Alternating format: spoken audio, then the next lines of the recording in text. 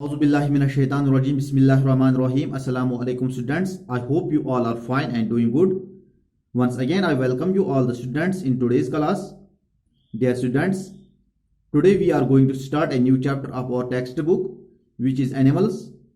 This is the 12th chapter of our textbook. So let's get started. But before starting this chapter, all of you students are requested to keep your books in front of you and take out page number 147. तो बच्चों, जैसे कि आप जानते हैं, आज हम नया चैप्टर स्टार्ट कर रहे हैं, एनिमल्स। ये हमारी किताब का 12th चैप्टर है। लेकिन स्टार्ट करने से पहले आप सब बच्चों से गुजारिश है कि आप अपनी किताबें अपने सामने रखें और पेज नंबर 147 निकालें। एनिमल्स, एनिमल्स मीन्स जानवर। इसमें हमें पढ़ना है एनिमल्स ऑल अराउंड, यानी कि चारों तरफ जानवर। ठीक है डियर स्टूडेंट्स। तो ये टॉपिक स्टार्ट करने से पहले हम कुछ फैक्ट्स देखेंगे एनिमल्स के मुतालिक। ठीक है dear students.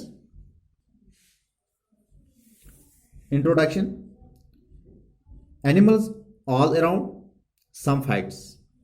Fact number 1, animals are found all over the world. यानी एनिमल्स जो हैं ये दुनिया में हर जगह पे पाए जाते हैं। ठीक है ना डियर स्टूडेंट्स। तो जहां पे भी हम जाएंगे वहां पे हमें जानवर नजर आते हैं। Number 2 is animals are living things. और एनिमल्स जो हैं ये लिविंग थिंग्स हैं, यानी कि इनमें जान होती है। They breathe, grow and move. और ये हमारी तरफ सांस भी लेते हैं, बढ़ते भी हैं और मूव भी करते हैं, यानी कि उधर इधर चलते भी हैं। There are many kinds of animals around us. और हमारे इर्द गिर्द बहुत सारी किस्म के जानवर होते हैं। हमारे इर्द गिर्द बहुत सारी किस्म के जानवर होते हैं। Animals have different shapes, size and colours. और इन एनिमल्स की डिफरेंट शेप्स भी हैं, साइज में भी डिफरेंट है और कलर्स में भी डिफरेंट है। यानी कि कुछ जानवर अलग एक शेप के हैं तो कुछ दूसरी शेप के हैं। यानी कि फॉर एग्जांपल अगर आप देखोगे, काऊ की शेप अलग होती है, गोट की शेप अलग होती है। तो इसी तरह से जैसे डॉग है वगैरह, इनकी शेप्स अलग होती हैं और साइज में भी ये अलग अलग हैं। कुछ जानवर छोटे हैं तो कुछ बड़े हैं। एंड कलर्स, और कलर में भी ये अलग अलग हैं। कुछ काले होते हैं, कुछ लाल होते हैं। ठीक है dear students. Some animals live with us, some animals live in the forest. तो इनमें से कुछ जानवर हमारे साथ रहते हैं और कुछ जंगलों में रहते हैं। जैसे कि गाय है, बकरी है, ये हमारे साथ रहते हैं। और शेर जो है या लोमड़ी, ये जानवर जो हैं जंगलों में रहते हैं। Some animals live in water. तो इनमें से कुछ जानवर जो हैं पानी में रहते हैं, जैसे कि मछली। Some animals are very useful to us. और कुछ जानवर जो हैं हमारे लिए बहुत ज़्यादा यूजफुल हैं, जैसे कि गाय, बकरी। ठीक है। Some animals are small and some are big. तो कुछ जानवर छोटे हैं और कुछ बड़े हैं। तो ये थे कुछ फैक्ट्स एनिमल्स के मुतालिक।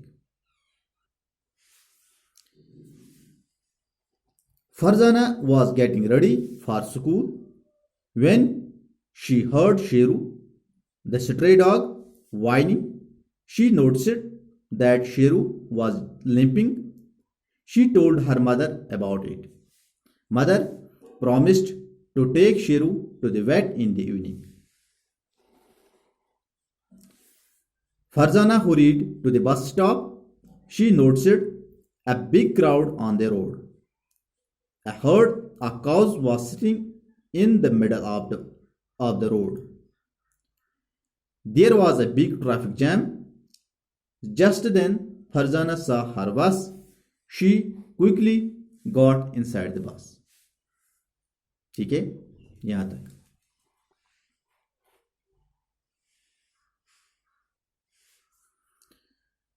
Farzana was getting ready for school when she heard Sheru, the stray dog, whining. Farzana school के लिए तैयार हो रही थी जब उसने शेरू की रोने की आवाज सुनी जो कि एक आवारा कुत्ता था। ठीक है, स्ट्रे मीन्स आवारा, स्ट्रे डॉग होता है आवारा कुत्ता। Whining means crying, crying loudly यानी कि जोर से रोना। तो फरजाना स्कूल के लिए तैयार हो रही थी जब उसने शेरू की आवाज सुनी, यानी कि रोने की आवाज सुनी जो कि एक आवारा कुत्ता था। She noticed that Sheru was limping. तो इसने देखा, यानी कि इसने फरजाना ने देखा कि शेरू लंगड़ाते हुए चल रहा था। लिंपिंग का मतलब होता है लंगड़ाते हुए चलना। वॉकिंग विद डिफिकल्टी यानी मुश्किल से चल पाना। She told her mother about it. तो फरजाना ने इसके बारे में अपनी मां को बताया। जो इसने देखा तो ये सब उसने अपनी मां को बताया। Mother promised to take Sheru to the vet in the evening. तो फरजाना की मां ने फरजाना से वादा किया, फरजाना की मां ने फरजाना से वादा किया कि वो शाम को शेरू को शाम के वक्त शेरू को वेटनरी पर ले जाएगी। यानी कि फरजाना की मां ने शाम को शेरू को डॉक्टर के पास ले जाने का वादा किया। किससे? अपनी बेटी फरजाना से।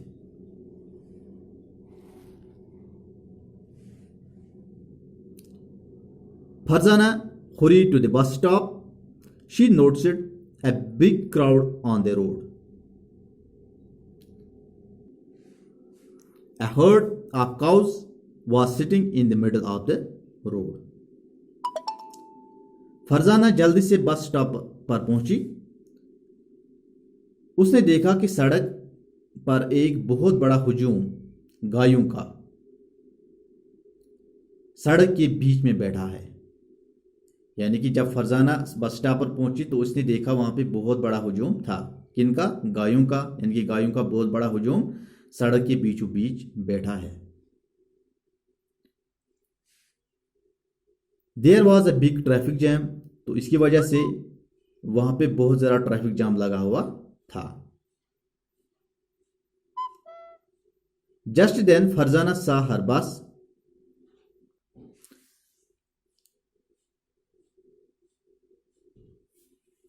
जस्ट देन फरजाना सा हर बस। तो इसके बाद ही फरजाना ने अपनी बस को देखा, यानी कि तब ही फरजाना ने अपनी बस को देखा। She quickly got inside the bus. और वो जल्दी से बस के अंदर आ गई। ठीक है डियर स्टूडेंट्स, तो यहां तक था हमारा आज का टॉपिक।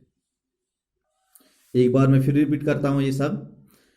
फरजाना स्कूल के लिए तैयार हो रही थी जब उसने शेरू की रोने की आवाज सुनी जो कि एक आवारा कुत्ता था। तो फरजाना ने देखा कि शेरू लंगड़ाते हुए चल रहा था, यानी कि ये जो डॉग था ये लंगड़ाते हुए चल रहा था। तो उसके मतलब फरजाना ने अपनी मां को बताया। तो फरजाना की मां ने उसे वादा दिया कि मैं शाम के वक्त शेरू को डॉक्टर के पास ले जाऊंगी। उसके बाद फरजाना जल्दी से बस स्टॉप पे पहुंची तो उसने देखा कि सड़क पर एक बहुत बड़ा हुजूम गायों का था जो कि सड़क के बीचों बीच बैठा था। तो वहां पे बहुत ज्यादा ट्रैफिक जैम भी लगा था। तो तब ही फरजाना ने अपनी बस को आते देखा और वो जल्दी से अपनी बस के अंदर आ गई। ठीक है डियर स्टूडेंट्स, यहां तक हमने आज पढ़ा। तो कुछ डिफिकल्ट वर्ड्स भी थे यहाँ पे, इनको पहले देखते हैं एक बार फिर। वाइनिंग यानी कि क्राइंग लाउडली, ए हाई पिचड साउंड। तो इसी तरह से जो दूसरा है limping. Limping means walking with difficulty. एक और वर्ड था इसमें herd, H-E-R-D, herd. Herd means a large group of animals. ठीक है डियर स्टूडेंट्स, तो ये थे कुछ डिफिकल्ट वर्ड्स इस टॉपिक में। Now related to this topic I am going to provide you home assignment. तो होम असाइनमेंट में आज आपके दो क्वेश्चन हैं। पहला क्वेश्चन है, when Farzana hurry to the bus stop what did she notice it there. तो जब फरजाना बस स्टॉप पे जल्द से पहुंची तो उसने वहां पे क्या देखा, आपको बताना है। दूसरा क्वेश्चन है, wire was the heard of cow sitting, यानी कि जो गायों का झुंड था ये कहाँ पे बैठा था। इन क्वेश्चंस का आपको आंसर लिखना है। So dear students, do this questions and then send your response sheets on my personal WhatsApp number. See you again in my next lecture. Until then, you take care of yourself. Fi amanillah.